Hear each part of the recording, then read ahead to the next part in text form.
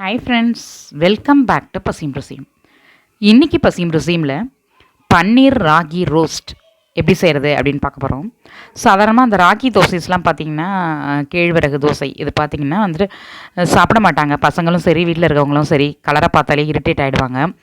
இந்த மாதிரி நம்ம ஸ்பெஷலாக செஞ்சு கொடுக்கும்போது நல்லா விரும்பி சாப்பிடுவாங்க. வாங்க எப்படி செய்கிறதுன்னு பார்க்கலாம். இந்த மாவு எப்படி ப்ரிப்பேர் பண்ணுறதுன்னு சொல்கிறேன். 3 கப் டிஃபன் ரைஸ், 1 கப் கேழ்வரகு, 1 கப் உளுந்து, இது எல்லாத்தையும் ஊற வச்சு அரைச்சி ஒரு 8 ஹவர்ஸ் புளித்த பிறகு நம்ம அந்த தோசை ஊற்றணும். அரிசியும் கேழ்வரகும் 8 ஹவர்ஸ் ஊறணும். உளுந்து ஒரு 3 ஹவர்ஸ் ஊறினா போதும். ஸோ இந்த மாதிரி பதமாக ஊற வச்சு அரைச்சி எடுத்தால் தான் இந்த தோசை கரெக்டாக வரும். இதை சாஃப்டான தோசையாக வேணாலும் நீங்கள் ஊற்றிக்கலாம், ரோஸ்ட்டாக வேணாலும் ஊற்றிக்கலாம். ஆர்டினரியாகவும் இந்த மாதிரி பன்னீர் சேர்த்தும் சாஃப்ட் தோசை அண்ட் மொறு தோசை ரெண்டுலேயுமே ஊற்றி சாப்பிட்லாம். தோசை மாவை தவிர வேறு என்னென்ன பொருட்கள் தேவைன்னு பார்த்தலாம். பன்னீர் பீசஸ், ஆனியன் நீல வாக்கில் கட் பண்ணி வச்சுருக்கேன், கருவேப்பிலை, அப்புறம் மசாலாஸ், இது மட்டும்தான் தேவை.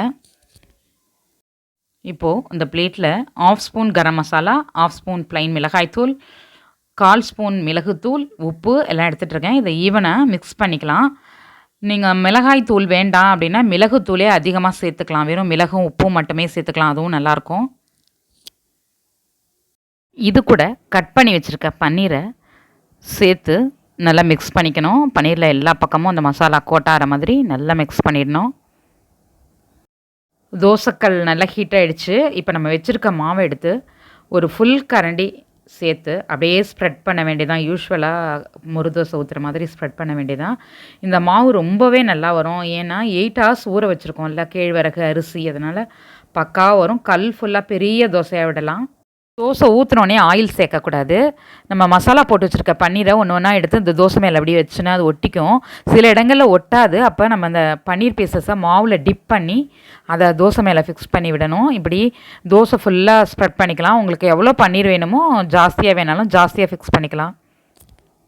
இப்போது தோசை ஓரத்துலேயும் பன்னீர் மேலேயும், அதாவது தோசை சென்டர்லேயும் எல்லா இடங்கள்லையும் படுற மாதிரி ஆயில் ஸ்ப்ரெட் பண்ணிக்கணும். இப்போது நம்ம கட் பண்ணி வச்சுருக்க ஆனியனை எங்கெங்கெல்லாம் கேப் இருக்கோ அங்கங்கெல்லாம் வச்சு இந்த மாதிரி ஸ்ப்ரெட் பண்ணிக்கணும். அது போய் ஒட்டாது. ஏன்னா தோசை ஆல்ரெடி வேக ஆரம்பிச்சிச்சு இல்லையா. ஸோ நம்ம என்ன பண்ணணும், எங்கெங்கே ஆனியன் வைக்கிறோமோ அங்கெல்லாம் தோசை மாவு ஒரு ஸ்பூனால் ஒரு ட்ராப் விட்டு அப்படியே தேய்ச்சி விடணும். தோசை கரண்டியால் ஒட்டிடும். இந்த மாதிரி நல்லா தோசை திருப்பியால் ப்ரெஸ் பண்ணி விடணும். வேகிற வரைக்கும் சிம்மில் இருக்கட்டும் அடுப்பு. அப்போ தான் நல்லா போய் அதில் ஃபிக்ஸ் ஆகும், பிடிக்கும் தோசையில். ஆனியன் எங்கெங்கே ஸ்ப்ரெட் பண்ணியிருக்கோமோ அங்கெல்லாம் பன்னீருக்கு போட்ட மசாலாவே இதுக்கும் ஸ்ப்ரெட் பண்ணுறோம். இட்லி பொடி போட்டுறாதீங்க, நல்லா இருக்காது இட்லி பொடி போட்டால். இதுக்கு 30 செகண்ட் க்ளோஸ் பண்ணி வேக விடலாம். ஓப்பன் பண்ணி திருப்பி போட்டுக்கலாம். அருமையான பன்னீர் ரோஸ்ட் ரெடி ஆகிடுச்சு. சூப்பராக பன்னீர் ராகி ரோஸ்ட் ரெடி ஆகிட்டு பாருங்கள், எவ்வளோ அழகாக வந்திருக்கு. இந்த வீடியோ உங்களுக்கு பிடிச்சிருந்தா சப்ஸ்கிரைப் பண்ணுங்கள், லைக் பண்ணுங்கள், ஷேர் பண்ணுங்கள். என்னோடய நெக்ஸ்ட் ரெசிபி உங்களை தேடி வந்துக்கிட்டே இருக்குது. பார்த்து என்ஜாய் பண்ணுங்கள். இது பசியும் ருசியும். பார்த்து சமைங்க, பாராட்ட அள்ளுங்க.